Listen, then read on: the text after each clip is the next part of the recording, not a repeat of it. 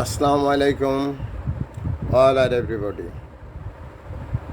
আমার সামনে যেটা রয়েছে এটা আমার প্রি স্কুলের দান বাক্স। আমি একজন বিনা বেতনের পারিবারিক পাঠশালার শিক্ষক। মাননীয় প্রধানমন্ত্রী জননেত্রী শেখ হাসিনা নির্বাচনের আগে আমাদের কাছে ভোট চেয়েছিলেন, পুরো বাংলাদেশের মানুষের কাছে। আমি একজন ভোটার, আমি নৌকা মার্কায় ভোট দিয়েছিলাম। উনি প্রজা পালনের যে প্রতিশ্রুতি দিয়ে ক্ষমতার মসনদে আজ বসে আছেন, সে কথা উনি ভুলে গেছেন। উনি বলেছিলেন বাংলার প্রতি ঘরে ঘরে মানুষের চাকরি হবে। উনি বলেছিলেন কারো কোনো চিকিৎসা সেবার কোনো সমস্যা হবে না। বিভিন্ন কথাই উনি বলেছিলেন। এখন ওনার হাসপাতালে গেলে, রাষ্ট্রীয় হাসপাতালে গেলে মাত্র 20 টাকার ওষুধ মেলে, যে প্রোগ্রাম আমি কিছুদিন আগেও করেছি, কয়েকটি দিন আগে। আমার প্রতিদিন 400 টাকার ওষুধের প্রয়োজন। মাননীয় প্রধানমন্ত্রী আমার এই ওষুধের ব্যাপারগুলো, আমার জীবনযাত্রা সম্পর্কে আমার ইউনিয়নের চেয়ারম্যান সাহেব জানেন, আমার ইউনিয়নের, আমার উপজেলা পরিষদের চেয়ারম্যান জানেন, আমার যিনি ইউনো সাহেব তিনি জানেন, প্রেজেন্ট প্লাস বিফোর ইউনো সাহেব যিনি ছিলেন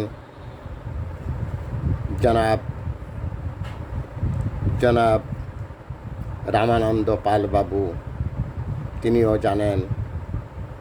জানতেন।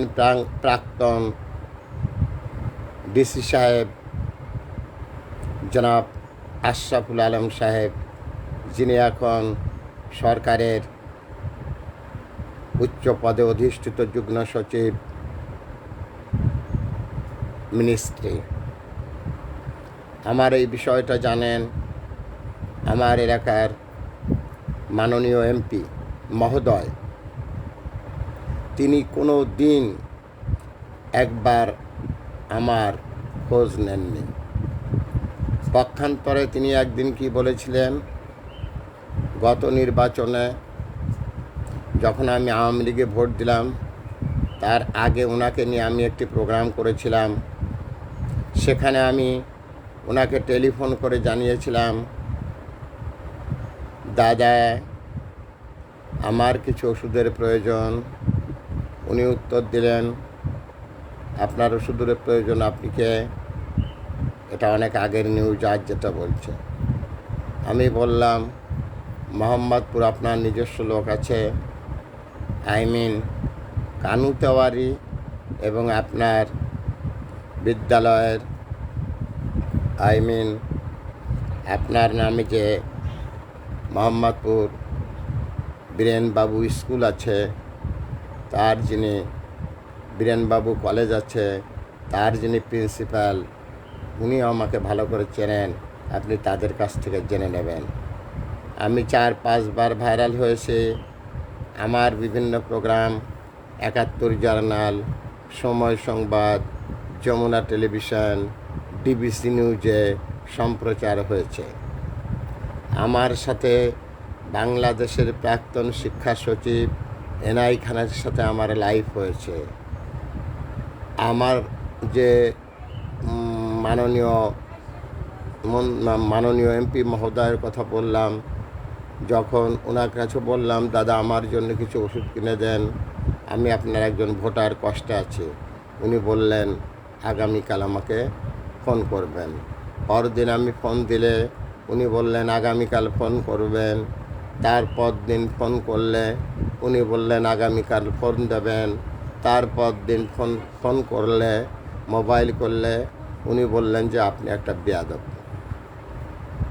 আমি হলাম বাচ্চাদের টিচার, আমি বিনা বেতনের একটি পারিবারিক বিদ্যালয় পরিচালনা করি। উনি আমাকে বললেন বেয়াদব, আমাকে করলেন ভৎসনা। এই হচ্ছে আমার এলাকার মাননীয় এমপি মহোদয় শ্রীযুক্ত বীরেনবাবু। তো যাই হোক, এরপরও আপনি মাননীয় প্রধানমন্ত্রী আমার কাছে, সারা বাংলার মানুষের কাছে আপনি বলেছেন আওয়ামী লীগে নৌকা মার্কায় ভোটটা দেওয়ার জন্যে। আপনি ভোট চেয়েছেন, সেদিন আপনি ছিলেন গ্রহীতা, আমি ছিলাম দাতা। আমি আপনাকে ভোট দিয়েছিলাম, কিন্তু তার বিনিময়ে আজকে আমি কি পাচ্ছি? আজকে আপনার ক্যাবিনেটে, পার্লামেন্টে যে সমস্ত মন্ত্রী মহোদয়, যে সমস্ত এমপি মহোদয়, তাদের চিকিৎসা হয় সিঙ্গাপুর মাউন্ট এলিজাবেথ হাসপাতালে, আর আমাদের মতো লোকেরা, যেমন আমি, টাকার জন্য ওষুধ কিনে খেতে পারি না, দিন দিন মৃত্যুর দিকে এগিয়ে যাচ্ছি, কারণ ওষুধ কেনার অ্যাবিলিটি আমার নেই। আমার যা উপার্জন, আমার জন্য যে বরাদ্দকৃত অর্থ, যা দিয়ে আমি চলবো, মুদ্রাস্ফীতির কারণে আর সেই টাকা দিয়ে আর ওষুধ কেনা হয় না। যদি আমি ওষুধ কিনতে যাই, তাহলে আমি যা পাই, আমার একটা মাত্র ছেলে যে আমাকে প্রতি মাসে 10,000 টাকা দিয়ে সাহায্য করে, সেই 10,000 টাকা আমি যদি ওষুধ কিনতে যাই, তাহলে আমার ওষুধের মূল্য হচ্ছে 12,000 টাকা, আমি পাই 10,000 টাকা। তাহলে আমার খাওয়া দাওয়া কিছুই থাকে না, আমার পরিধেয় বস্ত্র, আমার আর কোনো কিছুই চলে না। ঠিক এরকম একটা অবস্থায় আজ আমি জীবনের শেষ প্রান্তে এসে দাঁড়িয়েছি, জীবন সায়ান্নে। আজকে আমরা প্রজাসাধারণ রাষ্ট্রের মালিক, জনগণই সকল ক্ষমতার উৎস। আর আজকে যারা কর্মচারী রাষ্ট্রের, তাদের চিকিৎসা হয় কোথায়? মাউন্ট এলিজাবেথ হাসপাতালে। কাদের চিকিৎসা হয়? কর্মচারীর চিকিৎসা। রাজ্যের যারা কর্মচারী, প্রজাতন্ত্রের যারা কর্মচারী, তাদের চিকিৎসা হয় কোথায়? মাউন্ট এলিজাবেথের হাসপাতালে, সিঙ্গাপুর। আর রাষ্ট্রের যারা মালিক, জনগণই সকল ক্ষমতার উৎস, আর জনগণের চিকিৎসা নেই। ওষুধের অভাবে আমাদেরকে দিন দিন মৃত্যুর দিকে এগিয়ে যেতে হচ্ছে। আপনি আমার কাছে যে ভোট চেয়ে নিয়েছেন, এই যে ভোট চেয়ে নিয়েছেন, এই ভোট চেয়ে নেওয়া আপনার ঠিক হয়নি, কারণ আপনি আপনার প্রতিশ্রুতি পূরণ করতে পারেননি, আপনি আপনার ওয়াদা পূরণ করতে পারেননি। রাষ্ট্র পরিচালনায় আপনি একজন ব্যর্থ গভর্নমেন্ট। মাননীয় প্রধানমন্ত্রী জননেত্রী শেখ হাসিনা, আমার বয়স 70 বছর, আমার সামনে মৃত্যু, এমনিতেই তো আমি ওষুধ ছাড়া মরে যাচ্ছি। আমার প্রশ্ন, আমার উত্তর যাহা বলিব সত্য বলিব। জানে আমার এলাকার এমপি মহোদয়, এরপরে আসেন আমার এলাকার ডিসি মহোদয় জনাব আবু নাসের বেগ সাহেব, যিনি বর্তমান ক্ষমতাসীন, দায়িত্বরত। তার পক্ষ থেকে বহুদিন আগে যেদিন তিনি এসেছিলেন মাগুরায়, প্রথম যখন উনি ট্রান্সফার হলেন, উনি আমাকে 3,000 টাকা দিয়েছিলেন ডিসি অফিসের থেকে। ওটাই ওনার থেকে আমার শেষ প্রাপ্তি। মাননীয় ডিসি মহোদয়, উনি আমাকে ভালো করে চেনেন, উনি আমাকে সম্মাননা দিয়েছেন, একটি গেঞ্জি জেলা প্রশাসনের পক্ষ থেকে দিয়েছেন, একটি ক্রেস্ট দিয়েছেন, একটি কলম দিয়েছেন, একটা গোলাপ। এগুলো আমার কোনো কাজে আসে না। ওখানে কোনো টাকা পয়সা কিছু নেই, ওটা শুধু আমার সম্মান। গোলাপ আমার সম্মান, একটা গেঞ্জি আমার সম্মান, একটা ক্রেস্ট, যা আমার ওষুধ কেনার ক্ষেত্রে বিন্দুমাত্র ভূমিকা রাখে না।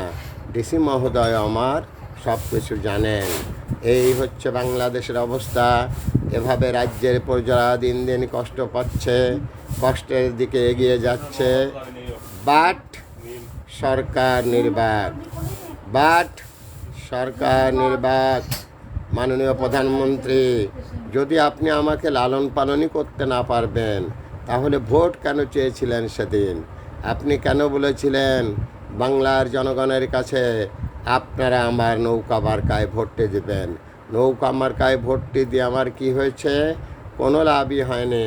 নৌকা মার্কায় ভোট দিয়ে আজ আমি মৃত্যু পথযাত্রী। ওষুধের অভাবে আমি যদি মিথ্যা বলি না সত্যি বলি, সেগুলো আপনার সামনে আমি প্রমাণ হিসেবে উপস্থাপন করেছি। আপনার যদি ইনভেস্টিগেশন কোনো অফিসার থাকে, আপনি তদন্তপূর্বক আমার ব্যবস্থা নেন। আর যদি না পারেন, তাহলে ক্ষমতার মসনদ থেকে রিজাইন দিয়ে সরে যান। কেন সরে যাবেন? কারণ আপনি মিথ্যা প্রতিশ্রুতি দিয়ে ক্ষমতায় এসেছেন। অতএব ক্ষমতায় থাকার কোনো অধিকার আপনার নেই। আজ আমি বিনা চিকিৎসায় দিন দিন ওষুধের অভাবে আমি মৃত্যুর দিকে এগিয়ে যাচ্ছি। অথচ যাদের কথা আমি বললাম এরা সবাই জানে, বাট কারো কোনো ভূমিকা নেই। এই হচ্ছে রাজ্যের অবস্থা। এভাবে একটা রাজ্য চলতে পারে না, এভাবে একটা দেশ চলতে পারে না। আপনি নাকি মানবতার মা? আপনি কী রকম মা? আপনি মানবতার মা নাকি আপনি মানবতার বাবা? আমি এটা বুঝি না। আমি বুঝি যে আমার জীবনের এই শেষ প্রান্তে এসে আজ আমি ওষুধের অভাবে অনেক কষ্ট পাচ্ছি। আপনি আমার দিকে খেয়াল করেন। এজন্যে খেয়াল করবেন যে আপনি আমাকে প্রতিশ্রুতি দিয়ে আমার ভোটটা নিয়েছেন। ভোট নেওয়ার আগে আপনার ভাবা উচিত ছিল যে আমি যে জনগণের কাছ থেকে ভোট চেয়ে নিচ্ছি তাদের জন্য আমার দায়িত্ব কী। আপনার দায়িত্ব সম্পর্কে আপনি সচেতন হন। আপনার দায়িত্ব সম্পর্কে আপনি সঠিক পদক্ষেপ নেন, এটাই কামনা করি। তাও যদি আপনি এবারও না নেন, এরপরে আবার আমি প্রোগ্রাম করব। যতদিন আপনি আমার জন্য কাজ না করবেন, যতদিন আমি বিনা চিকিৎসায় এভাবে মৃত্যুর দিকে এগিয়ে যাব, যতদিন আমার জীবন থাকবে, আমার নিঃশ্বাস বইবে, আমি এভাবে লাইভ করে যাব। তাই আজ মাননীয় প্রধানমন্ত্রীর কাছে আমি এই অনুরোধ রেখে গেলাম, আজ আমি মৃত্যু পথযাত্রী, এজন্য যে ওষুধ কিনে খাওয়ার ক্ষমতা আমার নেই। তাই অত্যন্ত দ্রুত জেলা প্রশাসনের পক্ষ থেকে অথবা এমপি মহোদয়ের পক্ষ থেকে আমার ওষুধের ব্যবস্থা করা হোক। আর যদি সেটা না করা হয়, তাহলে আমি আবার লাইভে এসে এভাবে কান্নাকাটি করব। আমার সমস্যার কথা তুলে ধরব। আর আপনি যে আমাকে প্রতারণা করে আমার ভোটটা নিয়েছেন, সেটা জাতির সামনে তুলে ধরব। Thanks a lot viral sir. বিনা বেতনের পারিবারিক পাঠশালার শিক্ষক। বিকাশ নাম্বার এখানে দেওয়া আছেন। যদি কেউ মনে করেন আমার মতো বৃদ্ধকে, আমার মতো একজন বিনা বেতনের পারিবারিক পাঠশালার শিক্ষককে কিছু দান করবেন, তাহলে এই বিকাশ নাম্বারে দান করতে পারেন। Thanks a lot viral sir. শিক্ষা সম্পর্কিত বিভিন্ন বিষয় আপনারা দেখতে পাবেন ৭১ চ্যানেল, সময় সংবাদ, যমুনা টেলিভিশন, ডিবিসি নিউজে। আশা করি আপনারা সবাই ভালো থাকবেন, সুস্থ থাকবেন, এই প্রত্যাশা নিয়ে Mohammad Fakhrul Alam master viral sir আজ শেষ করছি।